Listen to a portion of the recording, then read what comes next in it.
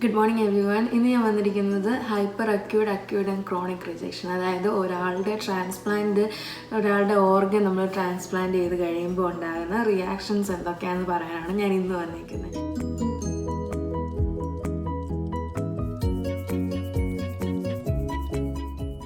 അതായത് നമ്മളിപ്പോൾ ഒരു ട്രാൻസ്പ്ലാന്റ് ചെയ്യുകയാണെങ്കിൽ നമ്മളിപ്പം ഫോർ എക്സാമ്പിൾ നമ്മുടെ കിഡ്നി നമുക്ക് ട്രാൻസ്പ്ലാന്റ് ചെയ്യണം. നമ്മളങ്ങനെ നമുക്ക് പറ്റിയൊരു ഡോണറെ കണ്ടുപിടിക്കുന്നു, നമ്മൾ ട്രാൻസ്പ്ലാന്റ് ചെയ്യുന്നു.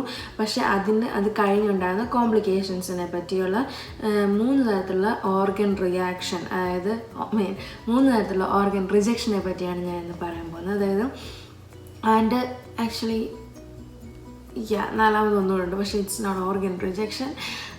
Graft versus host disease. That means it's ഓർഗനെ അല്ല നശിപ്പിക്കുന്നത്, ഓർഗൻ നമ്മുടെ ശരീരത്താണ് നശിപ്പിക്കുന്നത്. സോ 4 തരത്തിലുള്ള കാര്യങ്ങളാണ് ഞാൻ പറയാൻ പോകുന്നത്. ഒന്ന് ഹൈപ്പർ അക്യൂട്ട് ഓർഗൻ റിജക്ഷൻ, രണ്ടാമത്തേത് അക്യൂട്ട് ഓർഗൻ റിജക്ഷൻ, മൂന്നാമത്തെ ക്രോണിക് ഓർഗൻ റിജക്ഷൻ, നാലാമത്തേത് ഗ്രാഫ്റ്റ് വേഴ്സസ് ഹോസ്റ്റ് ഡിസീസ്.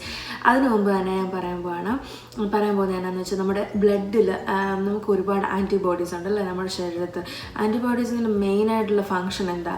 നമ്മുടെ ശരീരത്തിൽ എന്തെങ്കിലും ഫോറിൻ ബോഡീസ് അറ്റാക്ക് ചെയ്യുവാണെങ്കിൽ നമ്മുടെ ഇമ്മ്യൂണിറ്റി പവർ അങ്ങോട്ട് കിക്കിൻ ചെയ്തിട്ട് ആൻറ്റിബോഡീസ് അതിനെ ഫൈറ്റ് ചെയ്ത് അതിനെ ഡിസ്ട്രോയ് ചെയ്യുന്നു അല്ലെ. അതാണ് നമ്മുടെ ശരീരത്തിലെ ആൻറ്റിബോഡീസിൻ്റെ നോർമൽ ഫങ്ഷൻ. അതാണ് അത് ഞാൻ ജസ്റ്റ് ഒന്ന് പറഞ്ഞു വെച്ചതേ ഉള്ളൂ. ഇനി നമുക്ക് ഹൈപ്പർ അക്യൂട്ട് ഓർഗൻ റിജക്ഷനെ പറ്റി പറയാം. ആദ്യത്തെ 48 മണിക്കൂറിനുള്ളിൽ ഉണ്ടാകുന്ന ഒരുതരം ഓർഗൻ റിജക്ഷനെയാണ് ഹൈപ്പർ അക്യൂട്ട് ഓർഗൻ റിജക്ഷൻ എന്ന് പറയുന്നത്.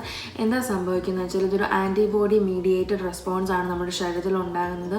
ആൻറ്റിബോഡീസ് ഇതൊരു ഫോറിൻ ബോഡി നമ്മുടെ ശരീരത്തിൽ കടന്നു വന്നു എന്ന് മനസ്സിലാക്കിയിട്ട് ഈ ആൻറ്റിബോഡീസിൻ്റെ T2 സെൽസ് എന്താ ചെയ്യുന്നത് വെച്ചാൽ ഇതിനെ അറ്റാക്ക് ചെയ്യുന്നു. കോമൺ സെൻസ് നമുക്കറിയാമല്ലോ.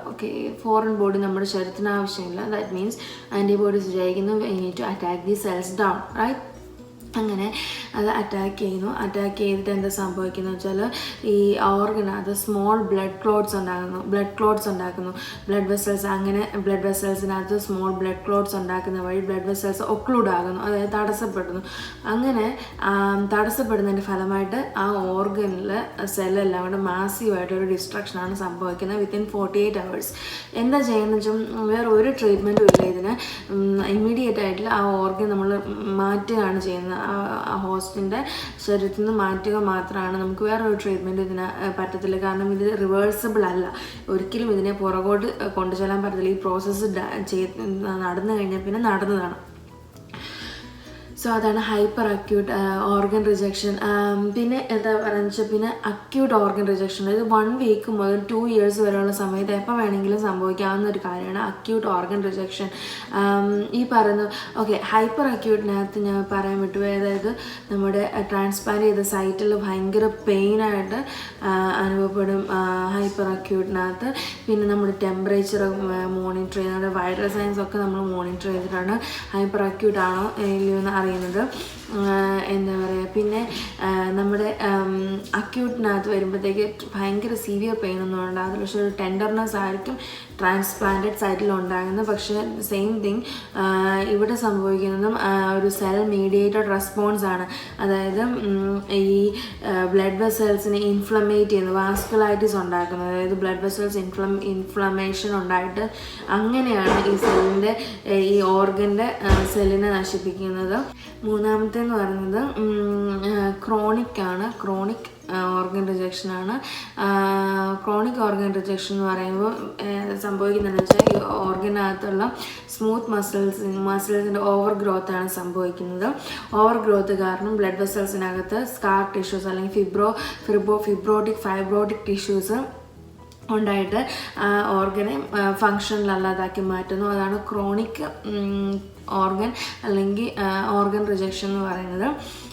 പിന്നെ ഉള്ളത് ഗ്രാഫ്റ്റ് വേഴ്സസ് ഹോസ്റ്റ് ഡിസീസ് ആണ്. ഗ്രാഫ്റ്റ് വേഴ്സസ് ഹോസ്റ്റ് ഡിസീസ് എന്ന് പറയുമ്പോഴത്തേക്ക് ഓർഗനെ അല്ല നശിപ്പിക്കുന്ന, ഓർഗൻ ഹോസ്റ്റിനെയാണ് നശിപ്പിക്കുന്നത്. അതായത് എൻ്റെ ശരീരത്തിലൊരു ഓർഗൻ ട്രാൻസ്പ്ലാന്റ് ചെയ്തിട്ടുണ്ടെങ്കിൽ ഈ ഓർഗനകത്തെ സെൽസ്, ഓർഗനകത്തെ ആൻറ്റിബോഡീസ്, ഓർഗനകത്തെ T സെൽസ് വിചാരിക്കുകയാണ് ഇതൊന്നും ശരിയല്ല, എല്ലാം എൻ്റെ ബോഡി മൊത്തം ശരിയല്ല എന്ന് വിചാരിച്ച് എൻ്റെ ബോഡി അറ്റാക്ക് ചെയ്യുന്നതാണ് graft versus host disease. Obviously immediate ആയിട്ട് ഓർഗൻ റിമൂവ് ചെയ്യാന്ന് മാത്രമേ ഉള്ളൂ അതിൻ്റെയും ട്രീറ്റ്മെൻ്റ് ആയിട്ടുള്ളത്. പക്ഷേ അക്യൂട്ട് കിഡ്നി അക്യൂട്ട് ഓർഗൻ റിജക്ഷനിൽ പക്ഷെ നമ്മൾ ഈ ആൻറ്റിബോഡീസ് ആണല്ലോ നമ്മുടെ ഈ ട്രാൻസ്പ്ലാന്റഡ് ആയിട്ടുള്ള ഈ ഡോണർ ഓർഗനെ നശിപ്പിക്കുന്നത്. അപ്പോൾ ഈ ആൻറ്റിബോഡീസിൻ്റെ ആ റിയാക്ഷൻ നിർത്താൻ വേണ്ടി, ആ ഒരു റെസ്പോൺസ് നിർത്താൻ വേണ്ടി ഇമ്മ്യൂണോ സപ്രസീവ് ഡ്രഗ്സ് നമ്മൾ ട്രാൻസ്പ്ലാന്റ് ചെയ്ത ഒരു പേഷ്യൻ്റ് എടുക്കുന്നുണ്ട്. അതിൻ്റെ ഡോസ് ഇൻക്രീസ് ചെയ്ത് കൊടുക്കുകയാണ്. അക്യൂട്ട് ഓർഗൻ റിജക്ഷൻ ആണ് സംഭവിക്കുന്നതെങ്കിൽ നമുക്ക് ചെയ്യാൻ പറ്റുന്നത്. പിന്നെ പേഷ്യൻ്റെ കണ്ടീഷൻ മോണിറ്റർ ചെയ്യുക. അതേസമയം ക്രോണിക് ആയിട്ടുള്ള ഓർഗൻ റിജക്ഷൻ ആണ് സംഭവിക്കുന്നതെങ്കിൽ നമുക്ക് എന്താ ചെയ്യുക വെച്ചാൽ മെയിനായിട്ട് നമുക്ക് ഓർഗനെ കൺസേർവ് ചെയ്യാൻ അല്ലെങ്കിൽ സേവ് ചെയ്യാൻ ശ്രമിക്കാം. എത്രത്തോളം ഫലം കാണുമെന്ന് അറിയത്തില്ല, പക്ഷേ നമുക്ക് ശ്രമിക്കാവുന്നതാണ്. മെയിനായിട്ടും കൺസേർവ് ചെയ്യാൻ ശ്രമിക്കാവുന്നതാണ്.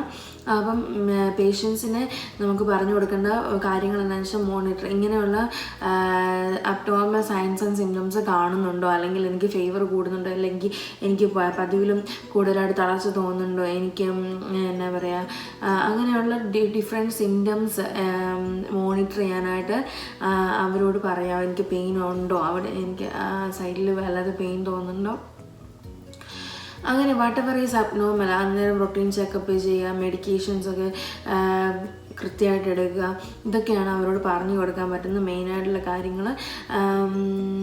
So that's it. Hyper acute chronic organ rejection and graft versus host ഡിസീസിനെ പറ്റിയാണ് ഞാൻ സംസാരിച്ചത്. Thank you for watching me.